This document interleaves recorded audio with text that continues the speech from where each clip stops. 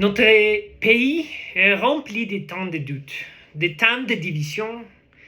Nous devrons être forts, mais personne ne sera laissé sur les bords du chemin. Chers Toastmasters, amis et partenaires du club Francophonie, invités qui étaient avec nous. C'est par cette phrase qu'Emmanuel Macron s'est adressé à un large public massé sur les champs de Mars devant la Tour Eiffel dimanche soir 24 avril dernier, après avoir été réélu président de la République française pour un nouveau mandat de 5 ans.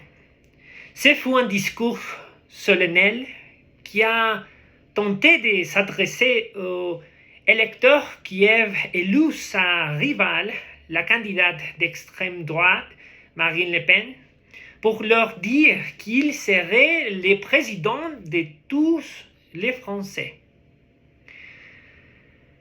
Macron, l'un des plus jeunes présidents de l'histoire française et candidat centriste, a remporté le second tour avec 58% des voix.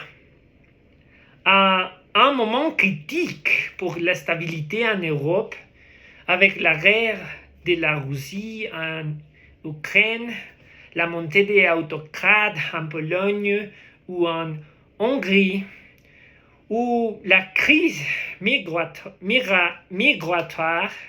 l'élection de Macron a apporté une bouffée de calme à de nombreuses démocraties occidentales qui dépendent d'une France pro-européenne et pro-occidentale pour maintenir la stabilité mondiale.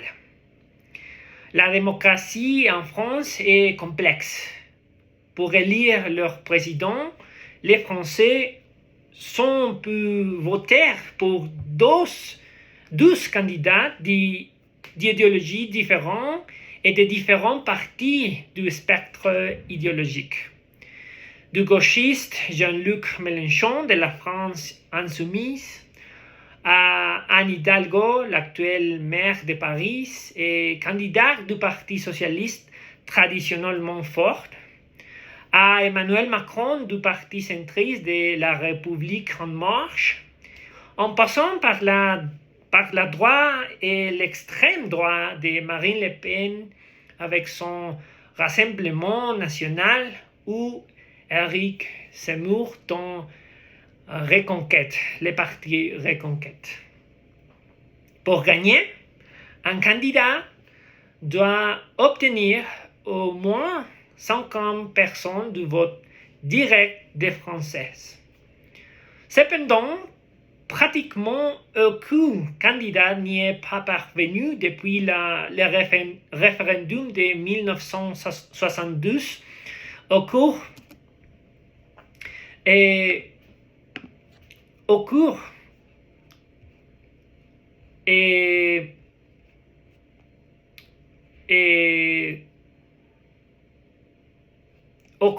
duquel Charles de Gaulle avait proposé de passer à un système de suffrage universel direct.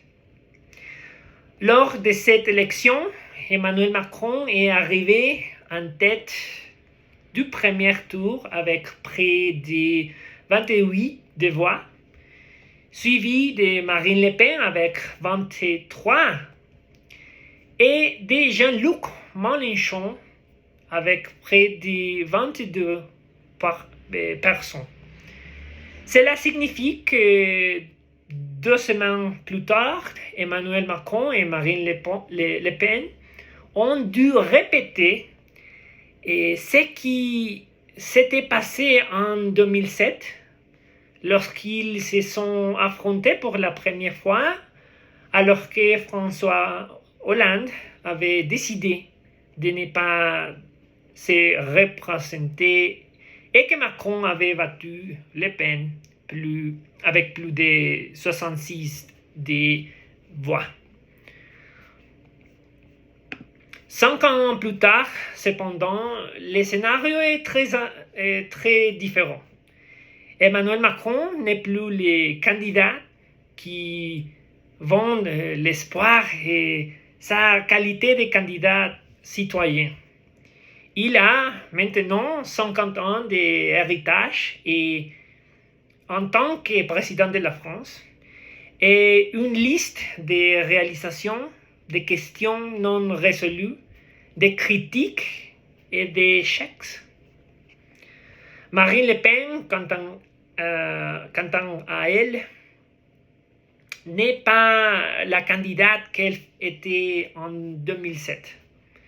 Beaucoup plus modérée, beaucoup mieux préparée et beaucoup proche du peuple.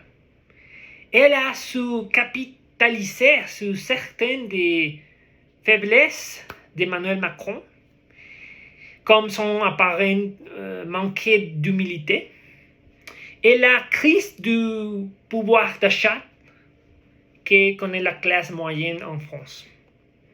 Cependant, la guerre de la Russie en Ukraine et les liens apparents de Le Pen avec les banques russes, ainsi que son programme qui, bien que modéré, continue d'être hostile aux immigrants, à la population islamique française qui représente près de 10 personnes en France et également hostile à l'Europe, ont été des points qu'Emmanuel Macron a pu utiliser pour projeter Le Pen comme un candidat radical et est très capable de regrouper tous les votes anti-droite. Ainsi, le 24 avril, Emmanuel Macron a été réélu pour un nouveau mandat de 5 ans, la première fois qu'un président est réélu depuis la réélection de François Mitterrand en 2002. Macron a de nombreux défis à relever.